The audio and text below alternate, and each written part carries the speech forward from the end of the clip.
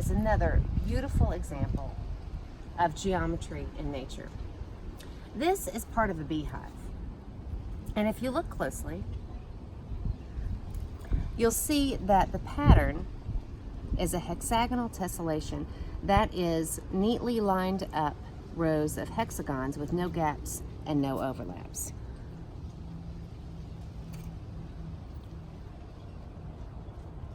Now, the really interesting thing about the beehive is that the cells don't start out hexagonal. When the bee builds them, they're cylindrical because a circle has the lowest perimeter to volume ratio, so that the bee can store the maximum amount of honey with the least amount of packaging material, or wax, making the hive the most energy efficient construction. But what about space efficiency? No matter how tightly you line up circles, you have gaps where the circles don't meet.